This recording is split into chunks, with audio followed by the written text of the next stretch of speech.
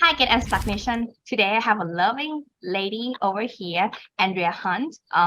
She going to tell you and share you the story about how to learn loving yourself again, empower yourself, and having an accountability so that you can move to the next level of your life. And this is something we're interested in Get Unstuck method. People, and we really support you to build a business that support your lifestyle, not the other way around, right? So please welcome Andrea Hunt from Living Deliberately here with Get Unstuck Radio. Thank you so much, Andrea, for joining us today. Thank you so much for having me. Really appreciate it. Yeah, and right now we are totally in an opposite world. I'm in Thailand and Andre is in Germany. Freezing. It is very cold here, especially this winter. Yeah. Yeah, I still have my AC on, so Yeah. it's so funny. Anyway, so before we get started, can you please tell us about how you started your entrepreneurial journey though? Sure.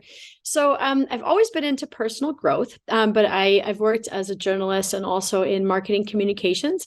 And so I always kind of wanted to be a coach. Like I'm a motivator. I'm always the person like in the group project or the team project who's like, throwing out ideas and like kind of trying to figure out how to help people move forward. And so it was always something that came kind of natural to me. And I wanted to do it, but I was like, okay, I had like, a really good job in Germany, like in Munich, and working for a life sciences company. And all of a sudden, the parent company that I was working for decided to dissolve three of the departments. And this hadn't happened very suddenly. And so about 80 people like lost their jobs. And this was at the very end of 2019. But I found another job right away, really cool. Everything was good, but it was January 2020. And I had here in Germany, you have like a 6-month probation period. And so I was like, okay, great. I found another job. This is fine. And guess what? COVID happened. And so a lot of the people that had gotten, hired in January, they were like, I'm sorry, we just don't know what's going on.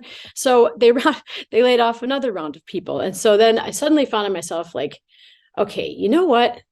Like, and at first I have to admit that was a horrible blow to like my professional, my self-esteem. I was just like, how does this seriously happen? Like, what is, and then I started kind of thinking about it more like, okay, what is the universe trying to tell me here? I feel like it's trying to tell me to do something else.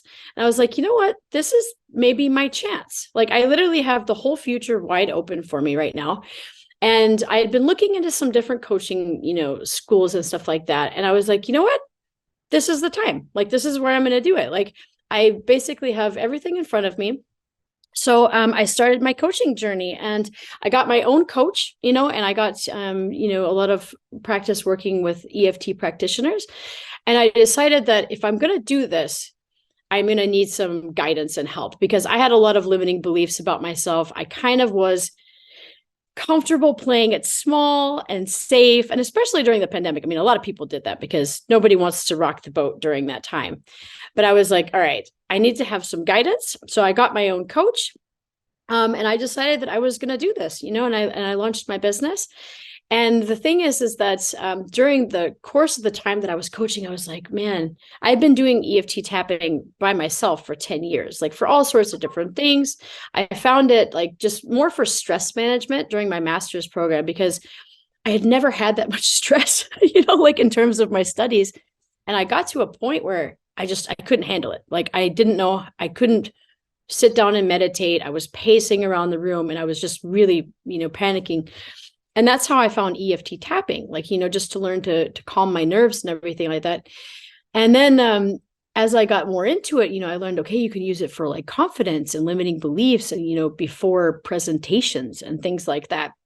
So this was already something that I had done. And I was like, man, I'm like, I know exactly what would help my coaching client right now.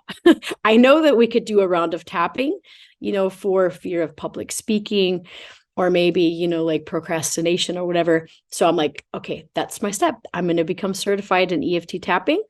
So yeah. And so that's the kind of the rest is history. And so now, I mean, it's amazing because I always wanted my own business. I always wanted to be in charge of myself as an entrepreneur. I wanted to help people. I wanted that to kind of really explore that purpose that I felt that I had in my life and do something meaningful. But I just didn't have the the confidence in myself to do it, you know? And because of coaching and tapping, honestly, like I've been able to do that. And now I can help other people. So it's amazing. I'm so glad that I like actually listened to my intuition, you know, because you try to talk yourself out of things, and I was just like, no, like this is it. It's now. Like I'm in my 40s. This is the time that I want to do this. I have a question. So I think this is something that people also think. How do you feel that your intuition is right? That's always a hard one, right? I mean, I think that, so now I'm in my 40s, and I have to say I didn't trust my intuition when I was younger. I think like I would talk myself out of things, or sometimes I would be like impulsive. And I think with this, it was the second time I got laid out, I was like, okay, this is seriously, this has to be trying to teach me something. You know what I mean? Like the fact that this happened twice in 1 year, it's like, I felt like it was just pushing me into a different direction, you know? And to be honest, like if those two situations hadn't happened, and I mean, that had never happened, like 2 times in 1 year, I'm like, what is going on? You know? But I don't know. It was like gut feeling. And I was like, okay, I found Anima Center for Coaching in the UK. And, you know, thankfully, during the pandemic, of course, a lot of things went online. And so it was totally possible to have an immersive, you know, experience and be taught online, which is amazing. So yeah, that's the rest. So yeah, I think I agree with you. It's about timing as well as like your maturity at the time as well. Like sometimes when we were younger, we were just like, there are factors that we don't know and we don't want to go for it. But then when we have to take over our life, there's no those factors anymore. It's just like yes or no. Go hard or go home though.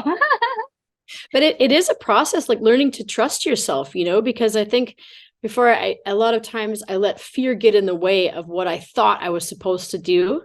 And this time I was just like, no, like I'm not going to let my fear, like, you know, kill this dream that I have. You know, I want to be confident about it. I want to learn to do this. And, you know, when I started doing the coaching, I was like, this is it. This is, of course, it, you know. What are the difference between limiting belief and having those imposter syndrome? How these are different? So they show up in a few different ways. I mean, like sometimes we have a combination of both, right? But limiting beliefs are typically, they come from things that we either heard or saw, you know, like things in our childhood, or also like things that we experience. Like the example that I always give is like, for example, if you, let's say you're 10 years old, right? And like you get up to the class, you have to read your paper or something. Let's say you totally mess up, everybody laughs at you.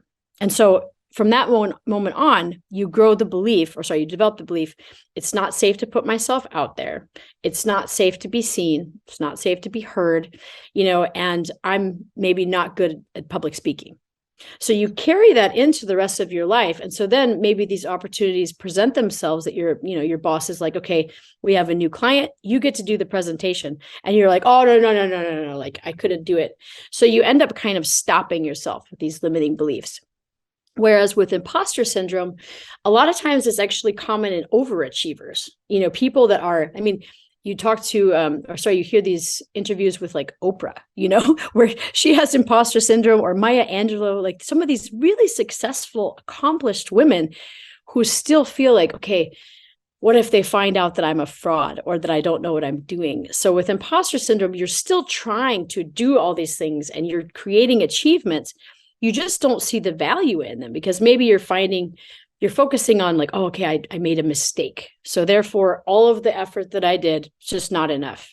Or maybe you feel like if in order to be accomplished, you need to know every single thing about a subject, you know, when of course, you know, we can't know everything about everything, you know, but you're looking for your flaws and the mistakes instead of actually seeing your worth and your accomplishments.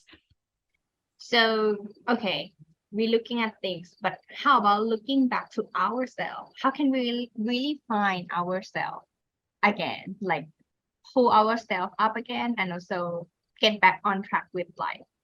Mm-hmm.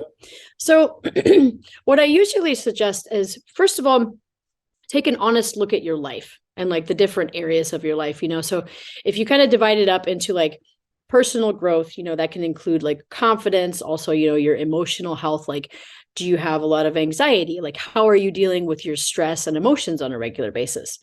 There's also like your professional life. How are you doing there? Are you succeeding where you want to? Are you afraid to take risks because it doesn't feel safe? Things that have to do with money, personal relationships. And so once you kind of have done like an honest evaluation, then you can start looking, okay, so in this situation, what's the thing holding me back? Because a lot of times when you ask people, okay, so how would you like it to be? And like, what's one thing that you would need to change? People know, we all know, like, okay, so you want to be more healthy. Okay, what's one thing you could do? Okay, maybe I could go to the gym. Okay, why haven't you done it?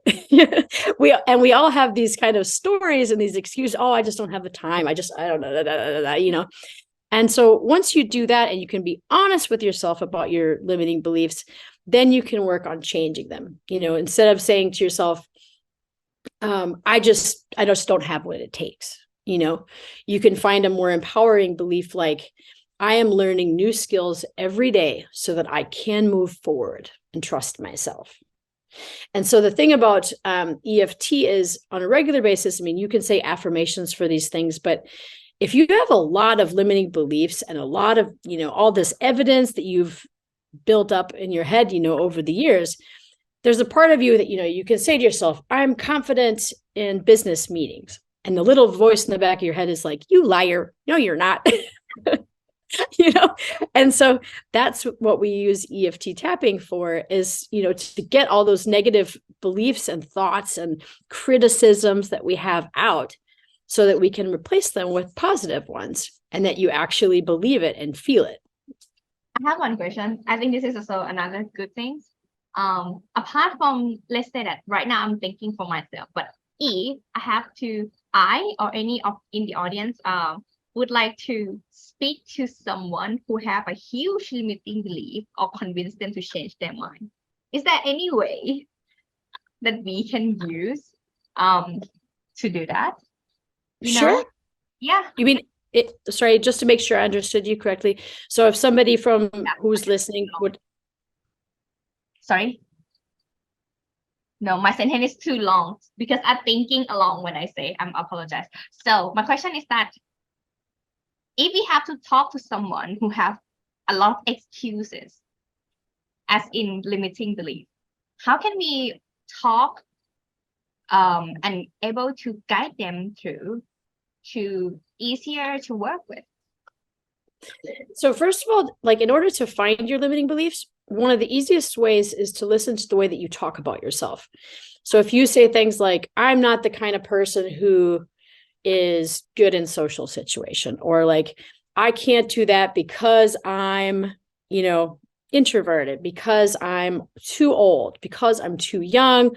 We have all of these stories that we tell ourselves that kind of create these excuses of why we can't do things.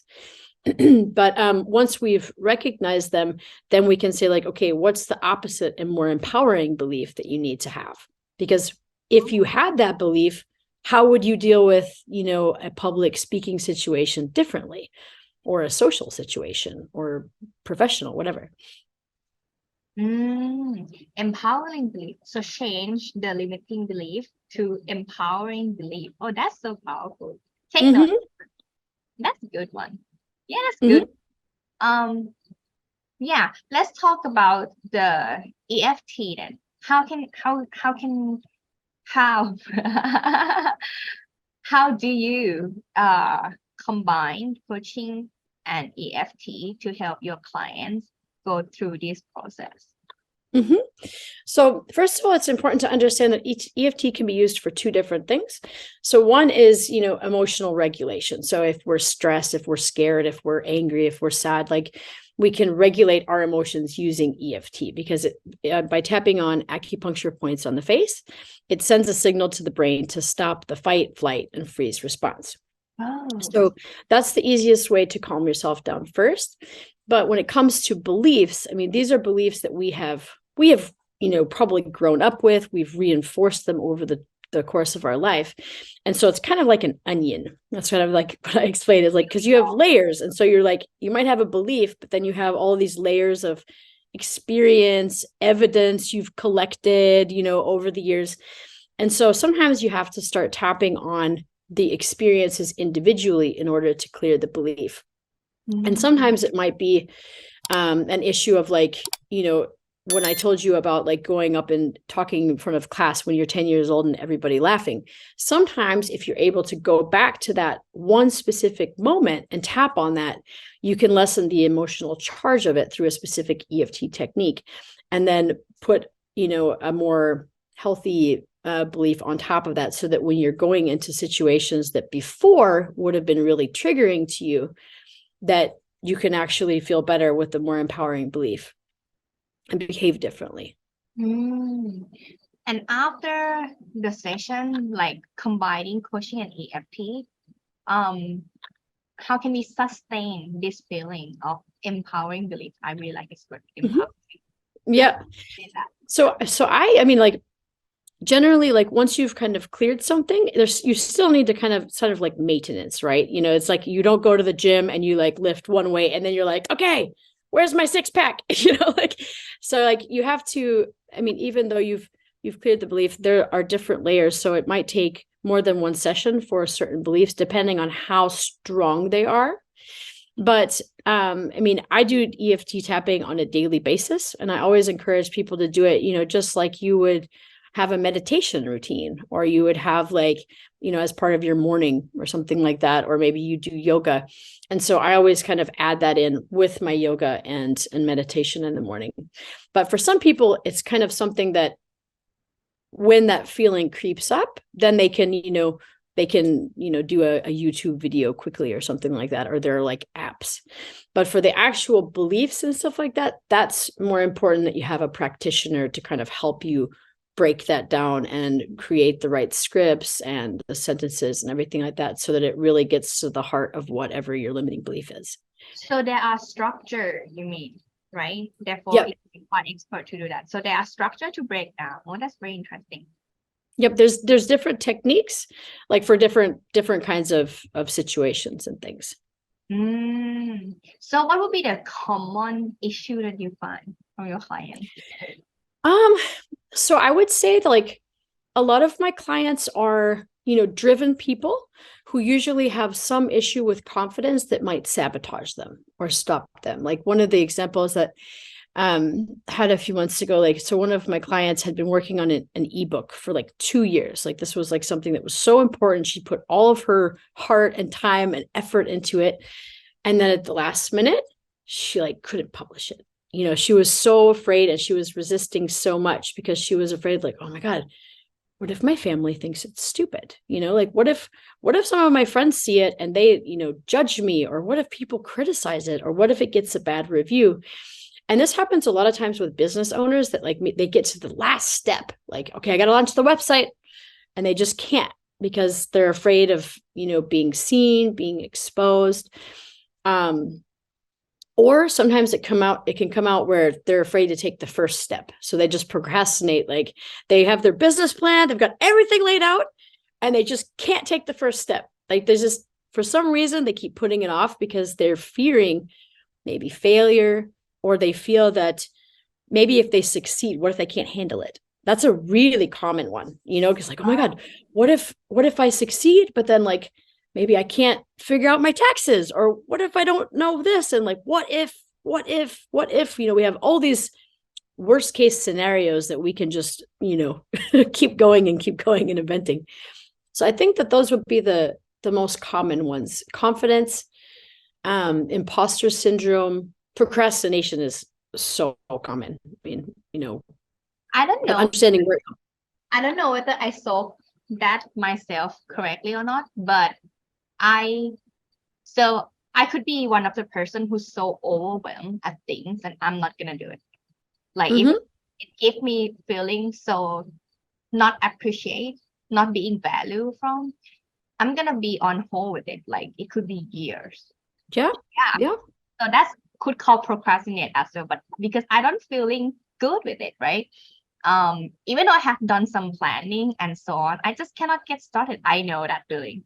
But how I solve that is I let other people do it for me.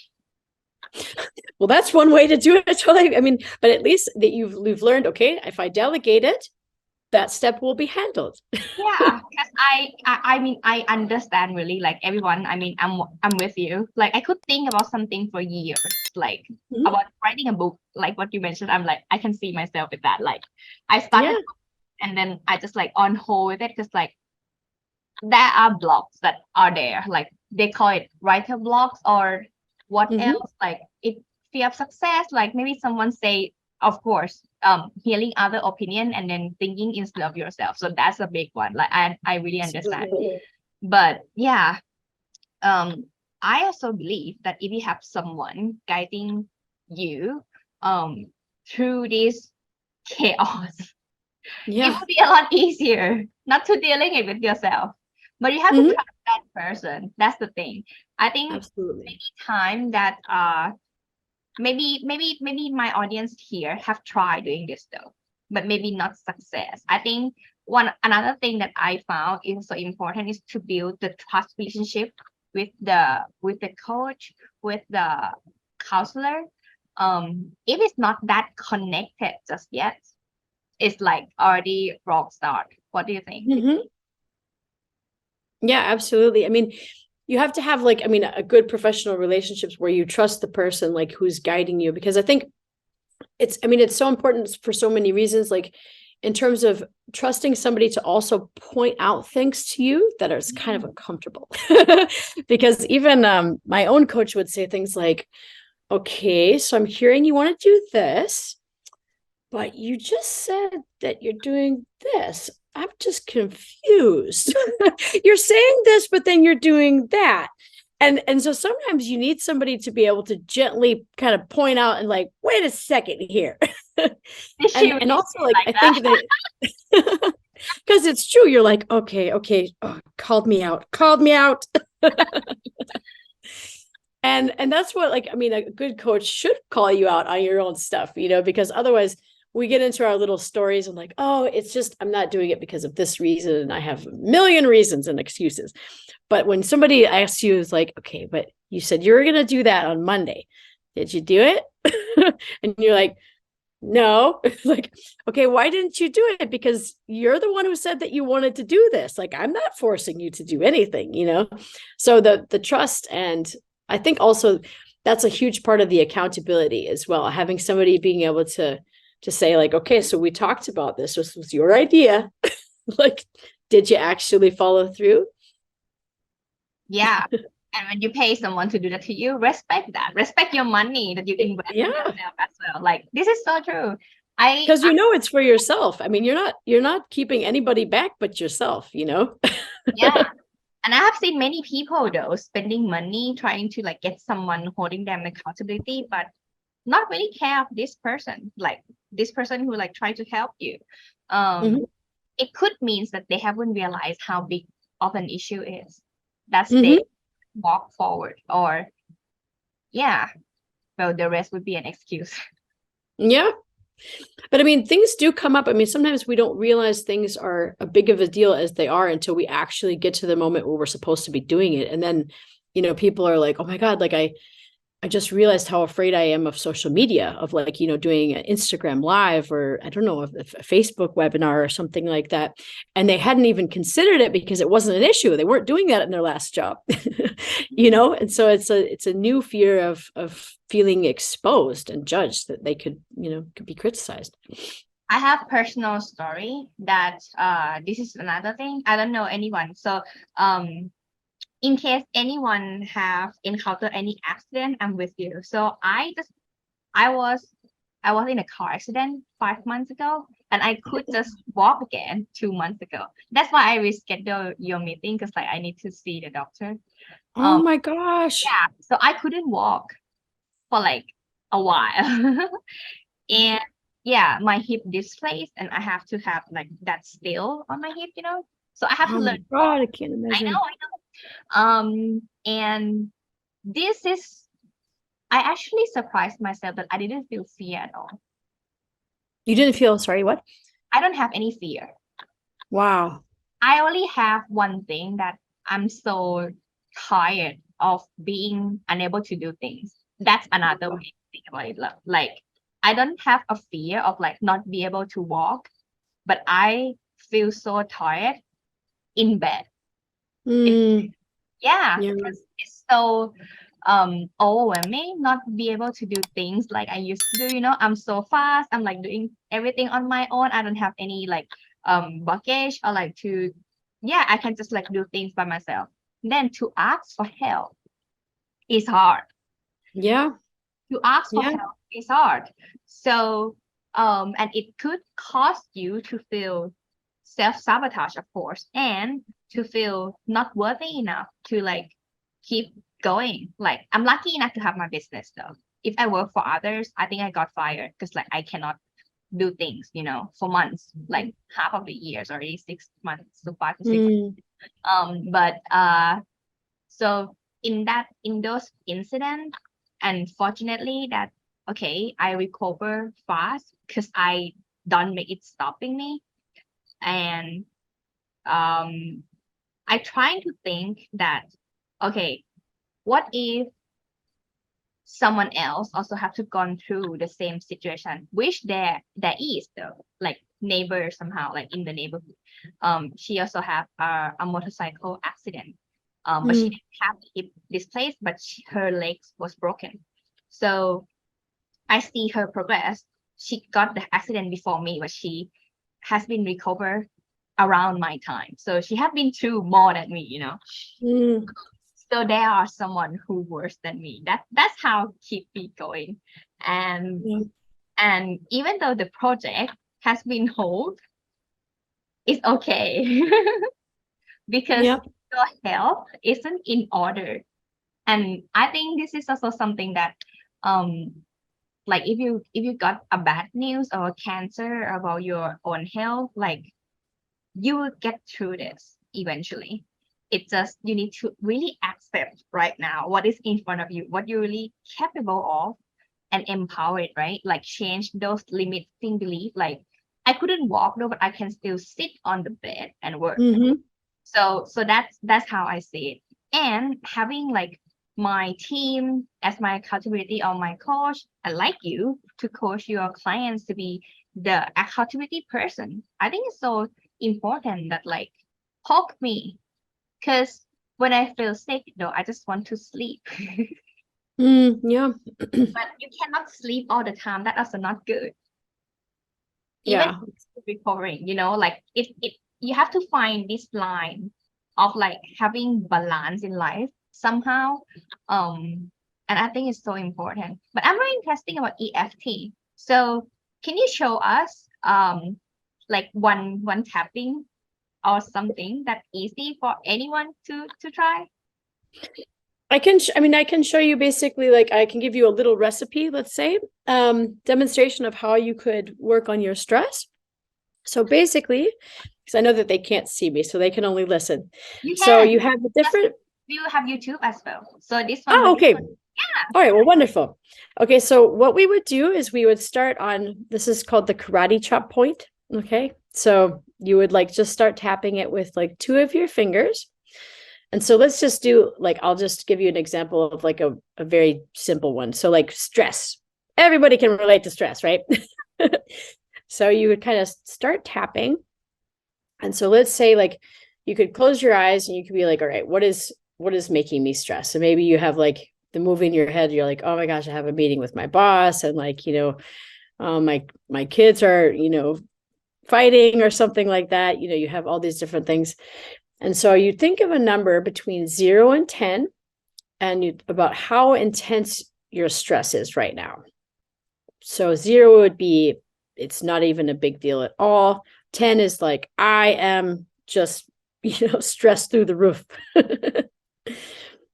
And so most of the time, people will be like, okay, like let's say you're a 7, for example.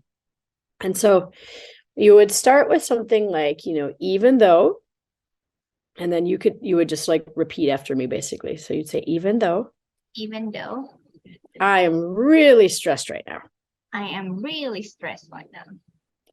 I deeply and completely Ideally and completely love and accept myself. love and accept myself. And then maybe you do it again. So even though Even though I am so stressed about work. I am so stressed about work, I deeply and completely I deeply and completely love and forgive myself. love and forgive myself. So then you would go through the points, and the points for anybody who can't see me. So it's on the eyebrow here, right in the middle. Use your two fingers, yeah, between your eyebrows. And then you'd go to the side here. Okay, just going to show you the points and then I'll show you what to say. And then where the eye bone is there. Okay. And then here. And then I'll tell you what to say in a second. I'm just going to show you where the points are too. Below the chin. And then here, just on the chest. Okay. And then this one is like kind of under the armpit, like where your bra strap would be. And then top of the head. This one looks kind of funny. So then now you would start trying to get some of those negative feelings out. Okay. Because a lot of times we're like, I'm fine, but like we're not. Okay. So you'd just say something like, I am really stressed. I am really stressed. All this stress. All the stress. I'm really stressed. I'm really stressed. And you would go just through the different reasons why, like my boss is bothering me. My kids are fighting. And you would go through. And so that would be one round when you end up at the armpit again. And so then you would stop and take a breath. And you would check in with yourself. You would probably do it a few more times. This is just an example, but so you'd stop and say, okay, I was at a 7 when I started. Did the number go up? Did it go down? Where am I now? And so the goal is to get down to at least like a 2, maybe even a 3. And for some people, I mean, it really depends on what you're stressed about, because, if you have a meeting in 5 minutes, you're probably going to be really stressed, right? If you have something like next year, okay. So you would keep doing that until you feel better. And that's why we use the number system, because it gives you a way to honestly assess yourself. Because sometimes you might do the first round and then you remember something else. Like, you're stressed about your boss, but then you're like, oh my God, and I just realized that my taxes are due next week. So then maybe it goes back up. But the point is to kind of keep doing it. And I have some videos on this, and I'm planning on making a lot more as well, just because it's helpful. It could be 5 minutes, maybe you need 15 or 20. It just really depends on what you're tapping on. So interesting. Thank you for showing us, though. I mean, I'm gonna keep watching this and I'm gonna keep doing this. So yeah, I will change the sentence and I'm just like, how to say that, convey myself. Yeah. But you can try it on everything. That's a very simple kind of recipe. Obviously, there's way more complicated ones, but just, that even though whatever is happening, even though I'm feeling whatever, deeply and completely love and accept myself, and then going through just articulating every single thing that's bothering you. Like, say it all. Say it in your own words. You can be angry, you can be sad, just as long as everything is articulated. Amazing. So in case anyone want to work with you, Andrea, where can they reach out to you then? So the easiest is they can go to my website at dreahunt.com, DREAHUNT. And then I'm also, of course, I'm on Facebook as Andrea Hunt, transformational life coach and EFT practitioner. And I'm on Instagram as well, Living Deliberately Today, Andrea Hunt Coaching. And then I'm on Twitter as well. So okay. So everything will be put in the description below, everyone, and definitely check it out after you have tried this trial. I mean, you definitely want to follow Andrea and maybe work with her. So thank you so much for joining Get Unstuck video today. And I believe people get unstuck today already after tapping. Hey, thank you for watching this episode. If you enjoyed the show, you can subscribe here or here. And this is the previous episode. Check it out. See you next time.